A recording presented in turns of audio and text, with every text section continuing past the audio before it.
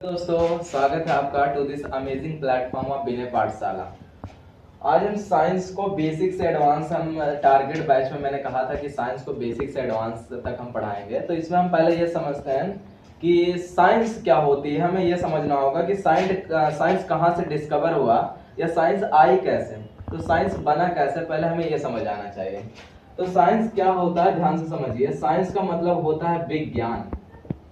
Science जो है वो लैटिन भाषा के, लैटिन एक लैंग्वेज है, लैटिन लैंग्वेज, लैटिन भाषा के साइंटिया शब्द से लिया गया है। और साइंटिया शब्द की जो मीनिंग होती है वो नॉलेज होती है। और नॉलेज का मतलब होता है ज्ञान या जानकारी। यानी हमें यह समझ आ गया कि साइंस लैटिन भाषा के साइंटिया शब्द से लिया गया है, जिसका मतलब नॉलेज या ज्ञान, नॉलेज की हिंदी ज्ञान या जानकारी होती है। यानी साइंस अगर हमें जरूरी है तो साइंस का अगर संग विच्छेद करें तो साइंस को हिंदी में विज्ञान कहा जाता है। बी और ज्ञान, यानी विज्ञान को अगर तोड़े तो बी और मतलब और ज्ञान, बी का मतलब बिना और ज्ञान, बिना ज्ञान के कोई चीज पॉसिबल नहीं है। और साइंस अगर हमारी लाइफ में आई तो साइंस हर चीज को जीने के लिए बहुत इजी करती है, अर्थात लाइफ को जीने का पैटर्न समझ आता है। और पूरे जैसे आप देखते होंगे मोटरसाइकिल्स आ गई, इसके बाद साइकिल आ गई, गाड़ी आ गई। पहले क्या चलता था, ठेले चलते थे, बैलगाड़ी चलती थी। इससे हमारा जीवन थोड़ा बहुत दुखद पूर्वक था, लेकिन साइंस के आने पर हमारी जीवन धीरे धीरे उन्नत हो गई। ठीक है, तो हमें यह समझ आया कि साइंस क्या है। साइंस लैटिन भाषा का एक साइंटिया शब्द से लिया गया एक अर्थ होता है साइंस, अर्थात कहने का मतलब साइंस हम जिसे कहते हैं वो साइंस एग्जैक्टली सही वर्ड नहीं है। सही वर्ड तो साइंटिया था, लेकिन उसे बाद में बदलकर साइंस कर दिया गया। और साइंस हमें यह समझ आया कि हमारी जो भाषा है साइंस, मतलब साइंस किसी हमारी भाषा से नहीं, लैटिन भाषा, जैसे रोम और मिस्र देशों में लैटिन भाषा बोली जाती है। आजकल इसके बोलने का प्रचलन कम हो गया। आज जैसे हिंदी, इंग्लिश, उर्दू ये सारी भाषाएं बोली जाती है, लेकिन साइंस हमें यह समझ आया कि लैटिन भाषा के साइंटिया शब्द से लिया गया, जिसका अर्थ हमें नॉलेज, ज्ञान या जानकारी होती है। इसके बाद हमें यह समझ आना चाहिए कि साइंस की रियल डेफिनेशन क्या होती है। तो साइंस क्या होता है, ध्यान से समझते हैं। तो साइंस किसी वस्तु के सुव्यवस्थित, सुसंगठित तथा क्रमबद्ध ज्ञान को विज्ञान कहता है। यानी कहने का मतलब है वो हर चीज जिसे एक सिस्टमैटिक वे में पैटर्न्स कर दिया जाए, सिस्टमैटिक वे में अरेंज कर दिया, that is the called of science. यानी कहने का मतलब यह है कि the study of and knowledge about the physical world and natural laws. यानी पूरे विश्व की जानकारी लेना या उनके फिजिकल नेचर्स में होने वाली घटनाओं का अध्ययन करना ही साइंस है। साइंस में परीक्षण करना, प्रयोग करना, ये सारी चीजें साइंस है। आप पुरानी कक्षाओं में पढ़े होंगे कि किसी वस्तु के सुव्यवस्थित, सुसंगठित तथा क्रमबद्ध ज्ञान को विज्ञान कहते हैं, या इसी नाते हम कहते हैं साइंस एक सिस्टमैटिक वे में पढ़ी जाती है। जैसे हिंदी को, इंग्लिश को चाहे जिस वे में पढ़ लिया जाए, लेकिन साइंस हमारी जो होती है कि सिस्टमैटिक वे में पढ़ी जाती है। तो साइंस एक प्रकार की ऐसी नॉलेज होती है जिसमें हमें फिजिकल वर्ल्ड अर्थात पूरे देश यानी पूरे विश्व के भौतिक चीजों के बारे में पता चलता है, और नेचुरल लॉज अर्थात उनमें होने वाली घटनाएं या किस घटनाओं पर घटित होती है। जैसे फॉर एग्जांपल ये मार्कर अगर नीचे गिर रहा है तो हमें यह पता है कि ये मार्कर ग्रेविटी के कारण गिरा, दैट इज अ साइंस। जिंदगी में अगर आप सांस ले रहे हैं, साइंस है। ठीक है, अगर आप हाथ हिला पा रहे हैं तो साइंस है। यदि आप पूछा जाए साइंस कहाँ है, तो हमारे साइंस हमारे चारों ओर घिरी हुई है। ठीक है, अगर हम मेरी आंख मूव कर रहे हैं या मेरे हाथ मूव कर रहे हैं, दैट इज अ साइंस। ठीक, अब साइंस का हमें यह समझ आया कि साइंस क्या होती है। अब साइंस का फुल फॉर्म क्या होता है, पहले हमें यह समझना होगा। That is a science, science SCIENC इतने वर्डों से मिलकर बना है, जिसमें यस का मतलब होता है सिस्टमैटिक, सिस्टमैटिक का मतलब व्यवस्थित। ठीक है, सी का मतलब होता है कम्प्रिहेंसिव का मतलब विस्तृत, और आई का मतलब होता है इन्वेस्टिगेशंस मतलब जांच करना, और ई का मतलब होता है एक्सप्लोरेशन मतलब परीक्षण, और इसके बाद एन का मतलब होता है नेचुरल मतलब प्रकृति, और इसके बाद सी का मतलब होता है कॉज, कॉज का मतलब कारण, और ई मतलब इफेक्ट, इफेक्ट का मतलब प्रभाव। कहने का मतलब वो पूरे विश्व में होने वाली हर चीज, हर भौतिक प्रक्रिया जिसका हम विस्तृत रूप में परीक्षण करके या प्रकृति में होने वाली कोई भी घटनाओं का अध्ययन करना या उसे व्यवस्थित रूप में अध्ययन करना, दैट इज अ साइंस। यानी साइंस का फुल फॉर्म जो होता है सिस्टमैटिक, सी का मतलब कॉम्प्रिहेंसिव, ई का मतलब इन्वेस्टिगेशंस, ई का मतलब एक्सप्लोरेशंस, एन का मतलब नेचुरल, कॉज का मतलब कारण, ई का मतलब इफेक्ट। सिस्टमैटिक का मतलब व्यवस्थित, कॉम्प्रिहेंसिव का मतलब विस्तृत, विस्तृत का मतलब विस्तार पूर्वक, और इन्वेस्टिगेशन का मतलब होता है जांच करना, और एक्सप्लोरेशंस का मतलब होता है परीक्षण करना, नेचुरल का मतलब होता है प्रकृति, और कॉज का मतलब कारण और इफेक्ट का मतलब प्रभाव। यानी हमें यह पता चल गया कि साइंस साइंटिया भाषा के लैटिन भाषा के साइंटिया शब्द से लिया गया, जिसकी नॉलेज मतलब होती है। हमें यह समझ आ गया कि साइंस क्या है। अब हमें यह समझ आया कि साइंस की डेफिनेशन क्या है। अब हमें यह समझ आ गया कि साइंस क्या फुल फॉर्म क्या है। अब हमें यह समझ आना चाहिए कि साइंस के पार्ट्स कितने होते हैं। मैक्सिमम लोग क्या मुंह से आप सुने होंगे साइंस के 3 पार्ट होते हैं, दैट इज रॉन्ग। साइंस के कोई पार्ट नहीं होते। साइंस के पार्ट तो मैक्सिमम है, अनंत पार्ट्स होते हैं, लेकिन साइंस का अगर पूछा जाए ब्रांच कितने होते हैं तो साइंस के टोटल 3 ब्रांच होते हैं, जिसमें से 3 ब्रांचों में से पहले ब्रांच का नाम फिजिक्स होता है, दूसरे ब्रांच का नाम केमिस्ट्री और तीसरे ब्रांच का नाम बायोलॉजी। ब्रांच का मतलब होता है शाखा, यानी अगर कहा जाए क्या है तो विज्ञान की शाखा।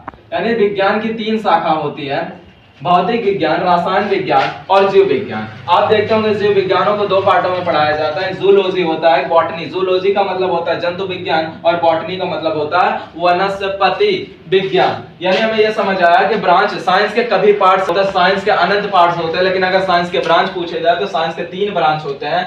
एक होता है फिजिक्स, एक होती है केमिस्ट्री, एक होती है बायोलॉजी। बायोलॉजी को 2 पार्टों में बांटा गया है, एक जूलॉजी होती है, एक बॉटनी होती है। जब आप 11th में आएंगे तब ये भी पढ़ाया जाता है कि केमिस्ट्री आपको 3 पार्टों में बांटी गई, physical chemistry, inorganic chemistry, organic chemistry. यानी कार्बनिक रसायन, अकार्बनिक रसायन और भौतिकी रसायन। ऐसे फिजिक्सों को भी बहुत कई पार्टों में बांटा गया है।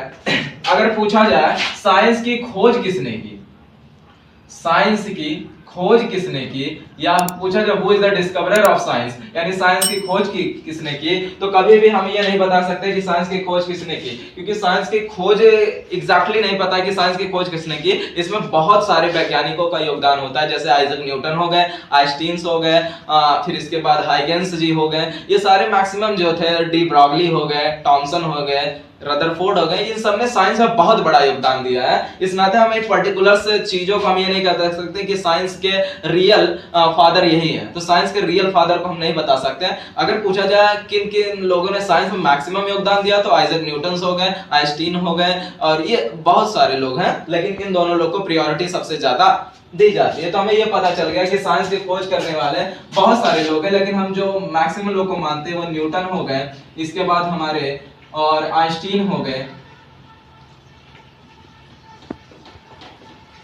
यानी साइंस की खोज करने वाले आइजक न्यूटन हो गए, इसके बाद आइंस्टीन हो गए, मैक्सिमम लोग हैं, लेकिन हम ये नहीं कह सकते कि इन्हीं दोनों लोग ने खोज किया, लेकिन इनका योगदान पूरे इस क्षेत्र में, साइंस के क्षेत्र में बहुत बड़ा योगदान था। अगर आप 11th 12th की या 10th से 9th लेके फिजिक्स या केमिस्ट्री कुछ भी पढ़ेंगे तो हर जगह आइजक न्यूटन या आइंस्टीन का नाम आप सुनेंगे, क्योंकि इनका योगदान बहुत अच्छा था। इसी नाते हम कह सकते हैं कि साइंस के जो डिस्कवर है वो न्यूटन भी हो सकते हैं, आइंस्टीन भी हो सकते हैं, और मैक्सिमम लोग हैं। ठीक है, तो एक पर्टिकुलर लोगों को हम ये नहीं कह सकते कि साइंस के जनक या साइंस के फादर यही है।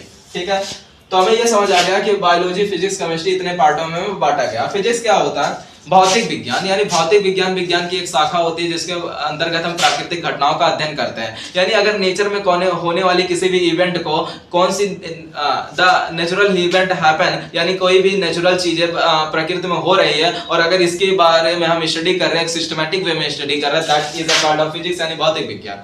यानी कहने का मतलब यह है कि भौतिक विज्ञान विज्ञान की वह शाखा होती है, भौतिक विज्ञान विज्ञान की एक शाखा होती है जिसके अंतर्गत हम प्राकृतिक घटनाओं का वैज्ञानिक तरीके से अध्ययन करते हैं। यानी सिस्टमैटिक वे में अगर किसी नेचर में होने वाले इवेंट्स के बारे में अगर हम सिस्टमैटिक वे में स्टडी करें, दैट इज अ फिजिक्स। यानी फॉर एग्जांपल फिजिक्स, अगर कहने का मतलब है भूकंप आ गई फिजिक्स, यानी सुनामी आ गई फिजिक्स, ये फिजिक्स है। ये सारी चीजें यानी नेचर में होने वाले any events, that is a part of physics. यानी हमने ये समझा कि फिजिक्स मतलब भौतिक विज्ञान, यानी भौतिक विज्ञान का मतलब ये समझ आ गया कि प्रकृति में होने वाली कोई भी घटना जिसके बारे में वैज्ञानिक तरीके से अध्ययन कर लेते हैं, दैट इज अ फिजिक्स।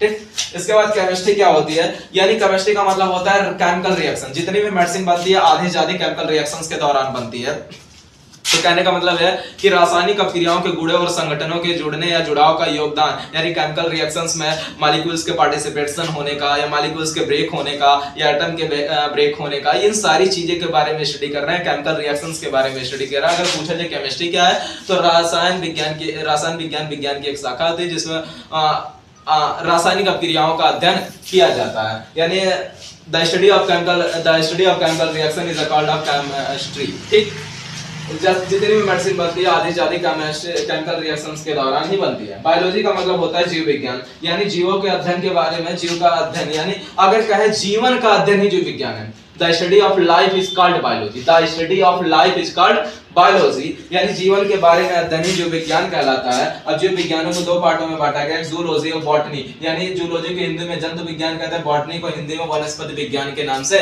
जानते हैं। जूलॉजी का मतलब होता है जंतु विज्ञान, यानी जंतुओं के बारे में, यानी जंतु विज्ञान विज्ञान की जीव विज्ञान की एक ऐसी शाखा है जिसमें हम जंतुओं के बारे में अध्ययन करते हैं, दैट इज द जूलॉजी। यानी the study of animal is called, the study of animal, the study of